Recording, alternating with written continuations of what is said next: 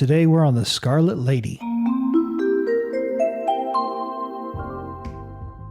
On November 12, 2021, my wife and I set foot on the new Virgin Voyages ship, the Scarlet Lady. A 5-night cruise to Costa, Mexico, and Bimini, Bahamas, this was our introduction to the ship and the new cruise line. I had toured the Scarlet Lady in late September for a travel advisor preview, so I had a rough idea of the layout of the ship and the quality of the food, but the 5-night cruise was the real test. In this video, I'm going to give my honest review of the cruise, the ship, and the new cruise line. It's very possible that some of these will change over time. We'll start with the areas for improvement and we'll get to the good stuff later on. Number 1, testing at the terminal. As I put this together in November of 2021, NCL has announced that they stopped testing at the terminal and will require passengers to bring test results with them to embarkation. Even though the embarkation for the Scarlet Lady was overall fairly quick, considering the testing at the terminal, it would have been better if we could have just breezed through with our test results in hand. One other big negative about waiting until the terminal to do the testing is if someone tests positive. They've made the journey to get to Miami and then would be told they couldn't go on the cruise. If you allow or require the testing within X number of days of embarkation, if you test positive, at least you would know before you make the journey to the terminal. Other cruise lines like NCL and MSC stopped doing this testing at the terminal for a reason. Number 2 is selling canned or carton water at the bars on the ship. I had to pack a half-gallon Yeti cooler for the cruise, something I have never had to do before and will not have to do with any other cruise lines. Virgin Voyages is serious about sustainability, and that's a good thing. But in this case, making some form of water sellable during the cruise at bars or even pre-cruise during the app would fill in the gaps and make the cruise experience better. Number 3. Since there's no buffet or main dining room, the need for traditional restaurant reservations is enhanced on the Scarlet Lady. If you don't book reservations early enough, you'll be stuck with late seating times and difficulty changing reservation times once you're on the ship. We ran into this issue and had mixed success with getting earlier reservation times. It worked for Extra Virgin, but not for Pink Agave. Another issue with this system is you must decide on where and when for dinner weeks or months before your cruise. And what happens if you decide the night and restaurant you picked for a given night of the cruise isn't a good fit? The food on the Scarlet Lady is textbook definition amazing, but the reservations needed caused me to really miss the traditional cruise experience. Number 4 is activities. Hopefully this can be remedied as Virgin Voyages gets more experience, but as of the time of our cruise, activities on the ship couldn't be reserved until you were on the ship and the app was connected to the shipboard Wi-Fi. The inherent problem with this is that everyone is trying to book everything in the app as soon as they get on the ship. Using Royal Caribbean as an example, you can make reservations for the big shows ahead of time in the Cruise Planner website well ahead of the cruise, something we've done on multiple cruises in the past. Number 5 is the Sailor app. It had a lot of technical issues. For some people, including my wife Maria, they needed to sign out and sign back in using the shipboard option, which I never had to do. The usability of the navigation in the app can be challenging, and since everything is done in the app, it didn't really seem like it was completely ready for passengers. One of the noticeable areas for improvement is the lack of information. The Scarlet Night is a good example. Virgin Voyages purposely keeps the details very vague because they want you to explore the ship during Scarlet Night and discover everything that's going on. This approach doesn't work for everyone, and since they never really explain what Scarlet Night is or what to expect, it's hard to know where to go or what to do. Number 6 is mostly just an observation. The ship is very toned down. We only heard from the captain once on embarkation day, and we never saw any officers. Part of the dress code for Virgin Voyages is you can't really tell who's what rank, so they sort of do a completely different system than a traditional cruise line. It feels like an automated ship, like you're not really on a cruise ship except for the movement and the waves. Number 7, Virgin Voyages uses a lot of hip and cool language in their wording in the app and restaurant menus. So if you're unsure about something, be sure to ask. We ordered a few things from a restaurant menu thinking they were one thing and they turned out to be something completely different. Number 8 is navigation. The navigation around the ship can be an issue. There are no maps anywhere except one brochure in your stateroom. The app doesn't even have a map, and the signs by the elevator list which feature of the ship is on a given deck, but doesn't describe where it is on the deck, such as forward, middle, or aft. It took us a good solid 3 to 4 days to remember how to move around the ship based on just pure repetition. When we've been on newer Royal Caribbean ships as an example, we were able to use the maps and digital signboards next to the elevators to quickly learn the layout of the ship. Number 9, because of the push for sustainability, hardly anything is printed. You're expected to use the Sailor app for everything, such as the daily list of activities. For those who prefer the paper version, you can go to Sailor Services on Deck 5 and get a paper printout of the activities for the day, but it's limited on details, similar to what I described in the Sailor app. Number 10 is also kind of an observation. There are no activities on the upper deck like you see on other major cruise lines. No roller coasters, water park, zip line, flow rider, racetrack, nothing like that. They've replaced those with experiences from like a fine hotel, like enjoying a cocktail while looking at the water, laying on a daybed overlooking the ocean, etc. There are some activities on the upper deck, but they're different. A running track, exercise, physical fitness, boxing ring, etc. There is such a focus on physical activity for adults that the upper decks of the ship do not resemble a typical cruise ship at all. Number 11 is the Virgin Voyages website. It needs help. It needs a lot of help. The site's only real function is to provide some marketing material for Virgin Voyages and to search for and book a future cruise. The complete reliance on the phone app means that the pre-cruise purchases, check-in process, cruise details, etc. are not available on the website. There's also no history on the site, such as previous cruises, money spent during previous cruises, etc.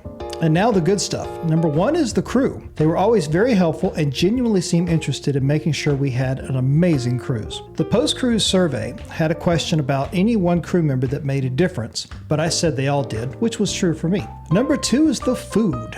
I'm not sure I can adequately describe how good the food is on the Scarlet Lady. Everything is made to order and made to perfection. Other than a very small list of exceptions, such as a tomahawk steak in the Wake restaurant, all of the food is included. What other cruise lines might consider specialty dining and charge a per-person fee, Virgin considers it part of the regular cruise. We had dinner at Razzle Dazzle on the first night, a pink agave on the second night, test kitchen on the third, the Wake on the fourth night, and finally extra virgin on the last night of the cruise. The one constant during the cruise was the galley, my absolute favorite location on the ship. The concept of the galley is brilliant, to borrow a British phrase. We had breakfast there every morning, including coffee from Grounds Club 2. We had lunch there a few times, and I even had a burger from the burger bar, something I would never do on a Royal Caribbean cruise. Speaking of Royal, I did miss 2 things. The main dining room on almost all of the Royal Caribbean ships, and of course the Windjammer. For the main dining room, I've always liked the idea of picking your dining time and just showing up without having to worry about a reservation. I wasn't 100% happy about the reservations needed for dinner on the Scarlet Lady, but that's by design since they don't believe in the main dining room or the buffet. As for the Windjammer, there's just nothing in the cruise industry that can replace the buffet. It will always have a place in my heart no matter how good the dining is in a restaurant on a cruise ship, including the Scarlet Lady. We have 4 cruises in 2022 and all of them have a main dining room and a buffet. It'll be like coming home to the familiar. Number 3 is the Wi-Fi. Finally, a cruise ship that demonstrates the power of Wi-Fi and how good it can be. During the preview in September, I had asked a crew member about the Wi-Fi and was told there was a premium, but they didn't have any details on it at the time. Turns out it's amazing and well worth the $50 per person for the whole voyage. I was actually able to live stream to YouTube on a sea day using the ship's Wi-Fi. I've never been able to do that before. Number 4 was the band. This was my first cruise with a wearable instead of a plastic card like the Sea Pass from Royal Caribbean. It took me a few days to get out of my routine of checking that I had my Sea Pass in my pocket before leaving the stateroom. The band worked perfectly from the moment I put it on, and the contactless checkout at the bars and various stores on the ship worked as advertised. We only ran into one super small issue with the band, and that was on the morning of disembarking when trying to get coffee, and it was only because the system wasn't available. It seems Virgin Voyages was closing out the wallet to our credit card before we were even off the ship.